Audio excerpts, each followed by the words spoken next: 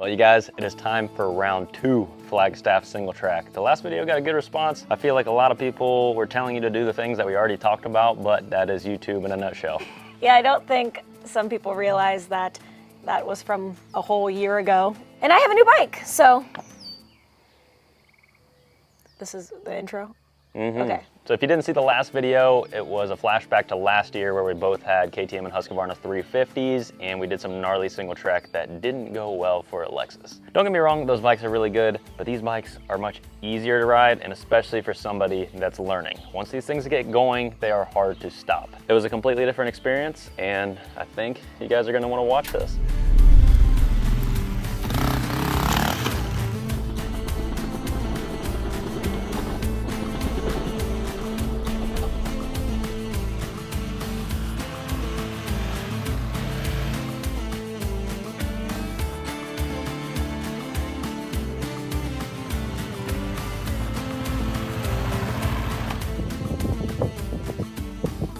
We found a home.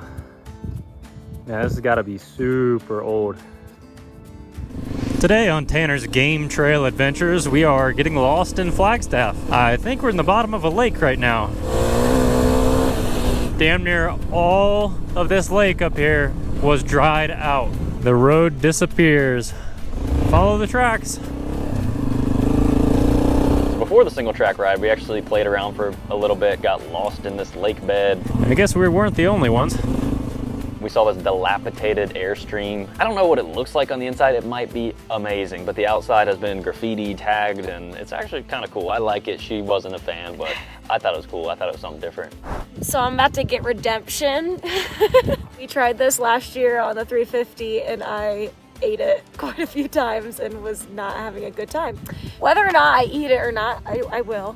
I'm gonna have a good time. So we'll see how much better I am on this bike compared to last year. Had to get a shot of it really quick to see how clean it is before it gets absolutely destroyed.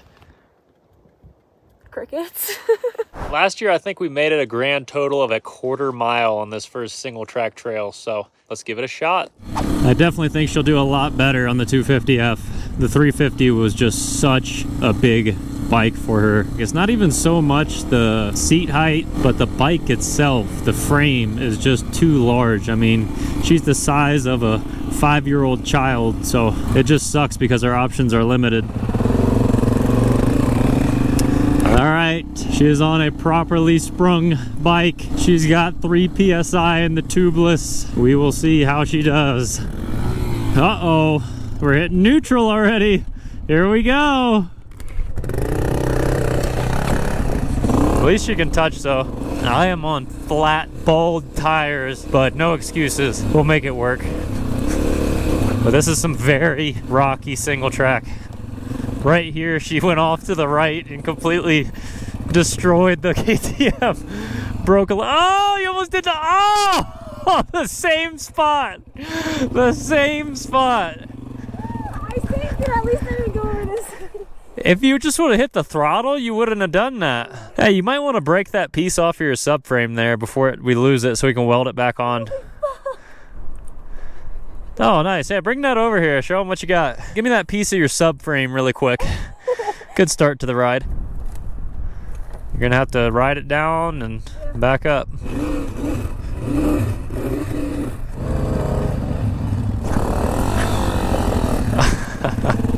Take 2. Got the first one out of the way. Woo! Got the mountains in the back. This is some beautiful single track.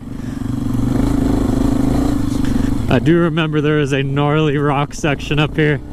That is going to be fun and interesting for her. The dirt is perfect. Just a little bit of moisture. Even on these bald DOT tires, I'm getting grip.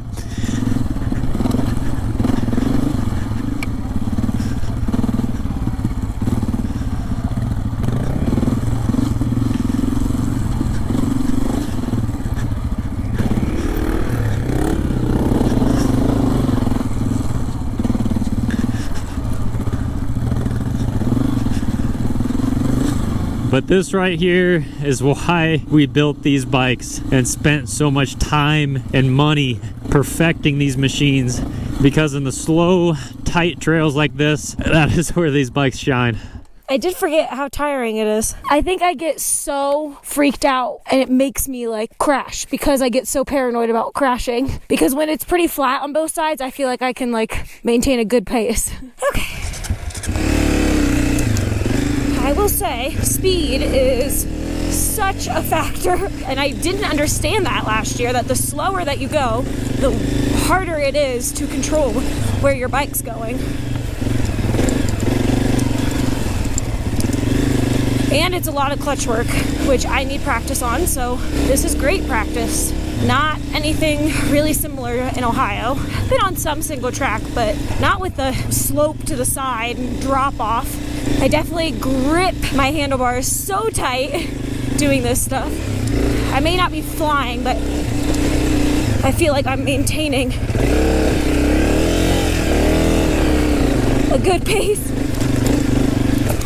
Woo! I need to loosen up because I am already exhausted. Like, I can't imagine doing like a whole 8-hour ride like this. And standing up definitely helps. I mean, it's like literally impossible to do this shit.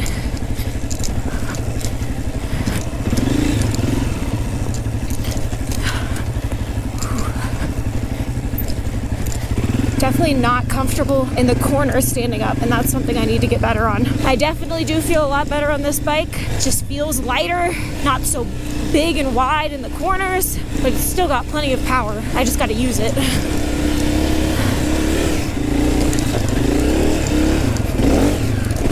Heck yeah! Yeah, I had a way different experience this year. Definitely the machine that I am on made a huge difference. And overall, it just completely increased my confidence in riding and made me super excited to continue to ride on this bike, and even translates to my bike back home as well, and just makes me super excited for the riding that we have to come this summer. Super duper.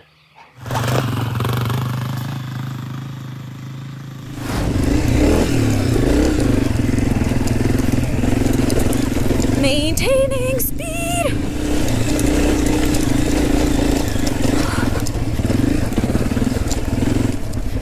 These corners are what gets me. Darn it.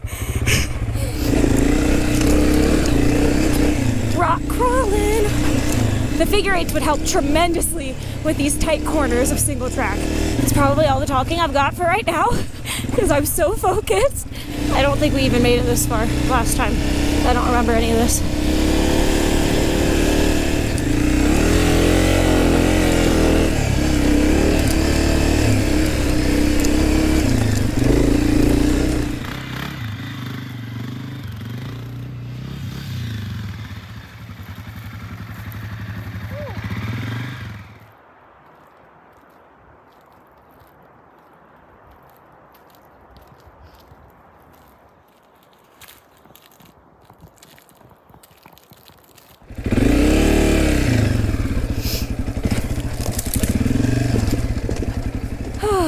I hate turning around. My short little legs hate it.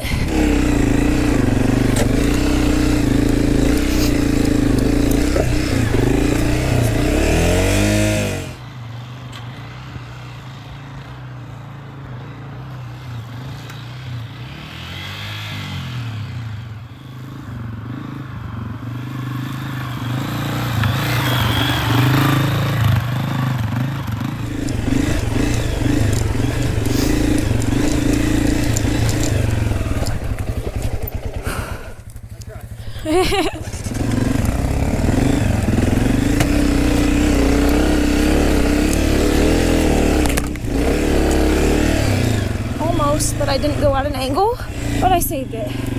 That could have been bad.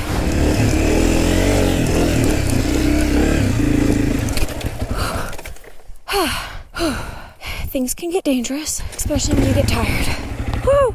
That was a rock that my foot was on. I thought it was the ground.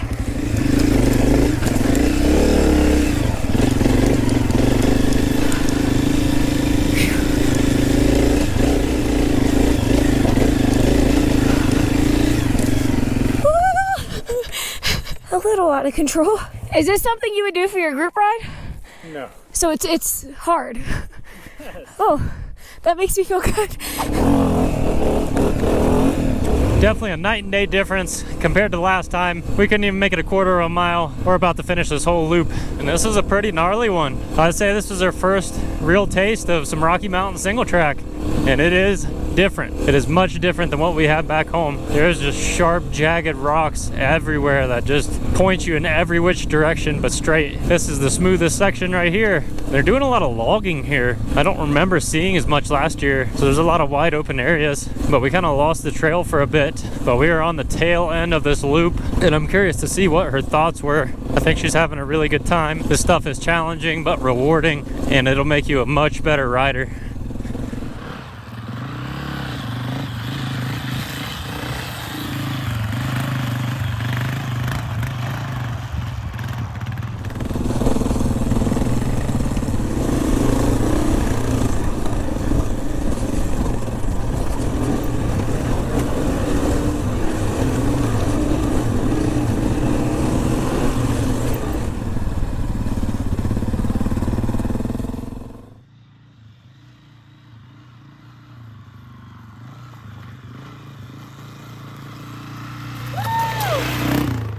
Fun. This was your first full loop of Rocky Mountain single track. It sure was. You made it. I made it. And I actually I only dropped it like once in the very beginning. Oh my gosh. It's fun when you're actually able to like not be picking up your bike every 5 seconds and completely wear yourself out. I'm pretty worn out, but that's just from being tense, and I think the more and more I'll do it, easier it'll be for sure. But yeah, I'm having so much fun. The fact that I'm just like actually enjoying it, able to do it, I don't know. And the fact that you told me that this is hard. We started this last year and made it all of a quarter of a mile, and now we finished it. So I think she's on a much better bike for the job, and even me, I'm having a blast. This thing is more than enough, and it just likes this slow technical stuff. It just lugs through the trails, and it's so easy to ride. So much less fatiguing than the bigger 4-strokes like the 350s we were on, and I can't imagine riding a motocross bike through here. So it's very, very nice to be on these bikes, and this is exactly why we built them. All in all, good trip, plenty of more good stuff to come.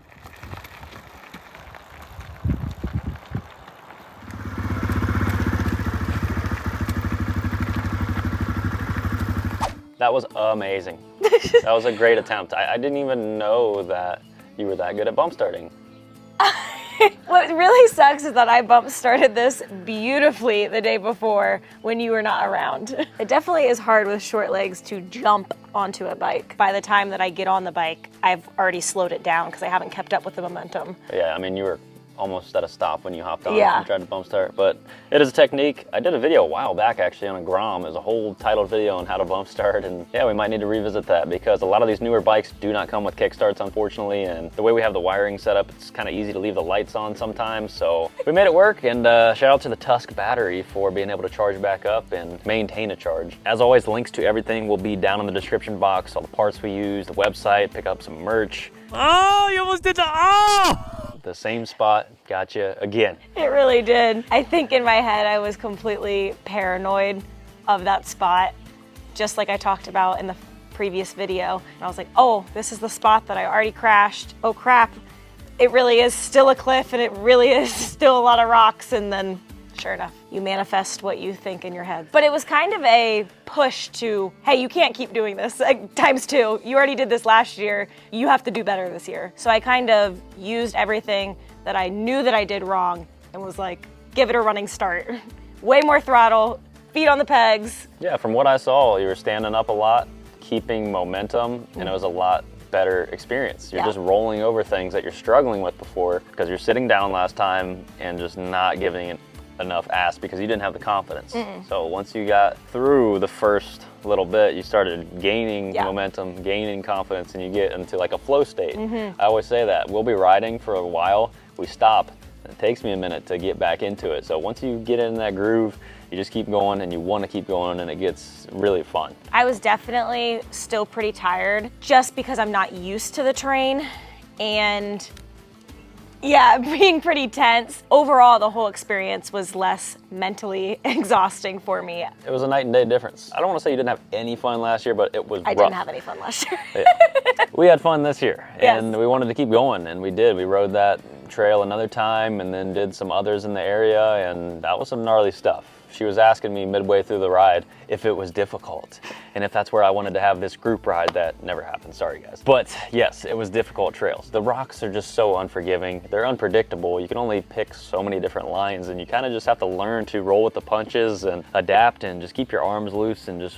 go with the flow. The Arizona single track is very different than the very limited single track that we have here in Ohio. You really only have that line, and that definitely gets in my head. I can't go around this obstacle, or if I go around this obstacle, I'm crashing or it's a cliff. So that is definitely something that was very new to me. Rocks this side, death, fun is in the middle. So you just gotta stay in the middle, keep going, keep your feet on the pegs. A lot of the stuff we reiterated in the first video that you actually did. And I think a lot of it was the bike. You know, because you knew that stuff going into last year, but you just didn't feel comfortable on a bike of that size, the weight, power, just the way that it rode.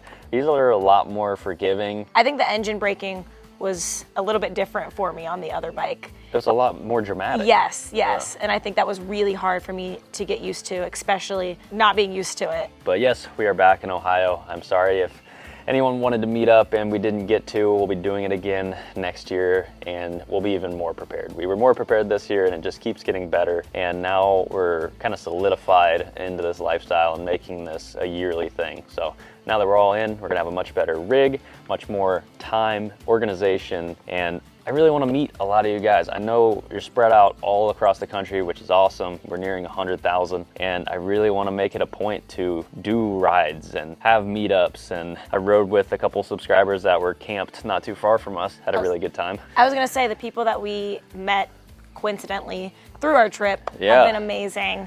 And it's been really cool to just see people that really do live this brand that you've created. For sure. And they appreciate it. Almost everyone has mentioned, hey, I love the slogan, live free, adventure daily. I try to do that.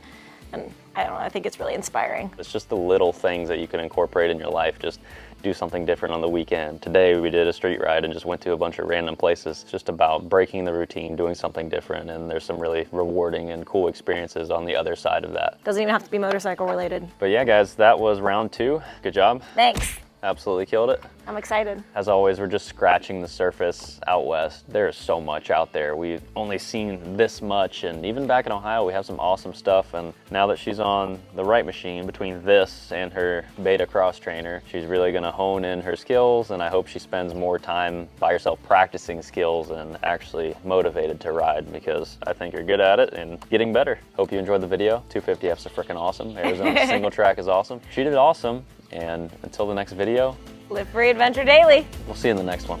Peace.